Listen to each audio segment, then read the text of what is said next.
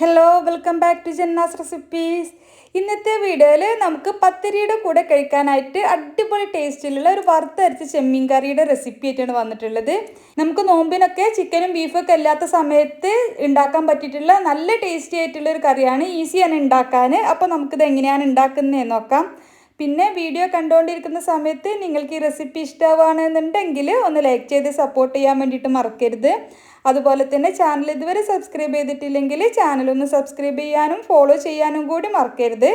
അപ്പോൾ നമുക്ക് ഈ കറി ഉണ്ടാക്കാനായിട്ട് ആദ്യം തേങ്ങ ഒന്ന് വറുത്തെടുക്കണം. അതിനായിട്ട് ഒരു കപ്പ് ചെരുവിയ തേങ്ങ ഒരു പാനിലേക്ക് ഇട്ടിട്ടുണ്ട്.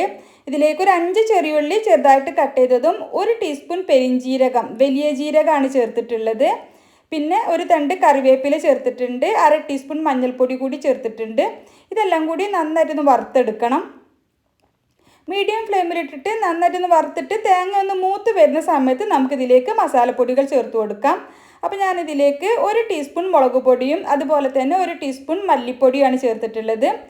മസാലപ്പൊടികൾ ചേർത്താൽ പിന്നെ ഫ്ലെയിം ഒന്ന് കുറച്ച് വെച്ചതിന് ശേഷം ഒരു 1-2 മിനിറ്റ് കൂടി ഒന്ന് വറുത്തെടുക്കണം.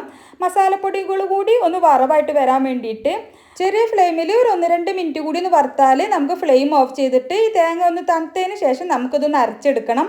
അരച്ചെടുത്തിട്ടുള്ള അരപ്പ് ഞാനൊരു ചട്ടിയിലേക്ക് ഒഴിച്ചു കൊടുക്കുകയാണ്. ഇതിലേക്ക് നമുക്ക് കറിക്ക് ആവശ്യത്തിനുള്ള വെള്ളം ഒഴിച്ചു കൊടുക്കണം. ഞാനൊരു 1.5 കപ്പോളം വെള്ളം ഒഴിച്ചിട്ടുണ്ട്.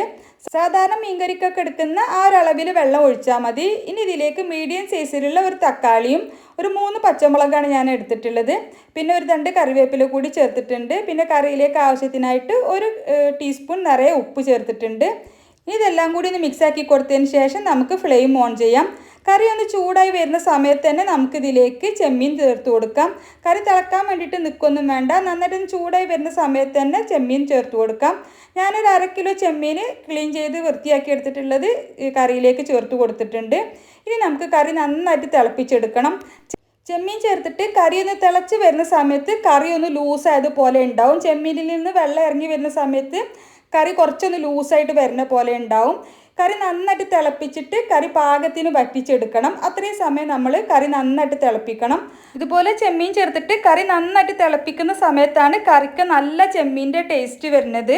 കറി പാകത്തിന് വറ്റി വന്നാൽ നമുക്കിതിലേക്ക് താളിച്ച് ചേർക്കാം. അതിനായിട്ട് പാനിലേക്ക് ഒരു 1-2 ടേബിൾ സ്പൂൺ വെളിച്ചെണ്ണ ഒഴിക്കുക. വെളിച്ചെണ്ണ തന്നെ എടുക്കാൻ വേണ്ടി നോക്കുക. ഇതിലേക്ക് ഒരു 3-4 ചെറിയുള്ളി ചേർത്തിട്ട് പൊടിയായിട്ട് കട്ട് ചെയ്തത് ചേർത്തിട്ട് ഒന്ന് മൂപ്പിച്ചതിന് ശേഷം ഇതിലേക്ക് ഒരു 2 തണ്ട് കറിവേപ്പില കൂടി ചേർത്ത് കൊടുക്കാം. അതുകൂടി ചേർത്തിട്ടൊന്ന് മിക്സ് ആക്കിയതിന് ശേഷം നമുക്ക് കറിയിലേക്ക് ഒഴിച്ചു കൊടുക്കാം. കറിയിലേക്ക് ഈ താളിപ്പ് ഒഴിച്ചു കൊടുത്തിട്ട് ഒരു 2 മിനിറ്റ് ഒന്ന് അടച്ച് വെച്ചതിന് ശേഷം സെർവ് ചെയ്യുകയാണെന്നുണ്ടെങ്കിൽ നല്ലൊരു ടേസ്റ്റും ഫ്ലേവറും ഒക്കെ ഉണ്ടാവും. അപ്പോൾ ഞാൻ പത്തിരിയുടെ കൂടെയാണ് കഴിക്കുന്നത്. പത്തിരിയുടെ കൂടെ സൂപ്പർ കോമ്പിനേഷൻ ആയിട്ടുള്ള ചെമ്മീൻ കറിയാണ്.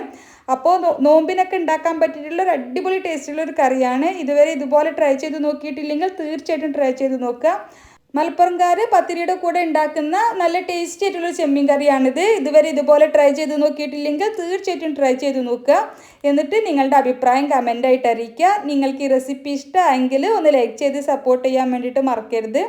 അതുപോലെ തന്നെ ചാനൽ ഇതുവരെ സബ്സ്ക്രൈബ് ചെയ്തിട്ടില്ലെങ്കിൽ ചാനലൊന്ന് സബ്സ്ക്രൈബ് ചെയ്യാനും ഫോളോ ചെയ്യാനും മറക്കരുത്. അപ്പോൾ ഇൻഷാ അല്ലാഹ് മറ്റൊരു അടിപൊളി റെസിപ്പിയുമായിട്ട് നമുക്ക് വീണ്ടും കാണാം. Thank you for watching.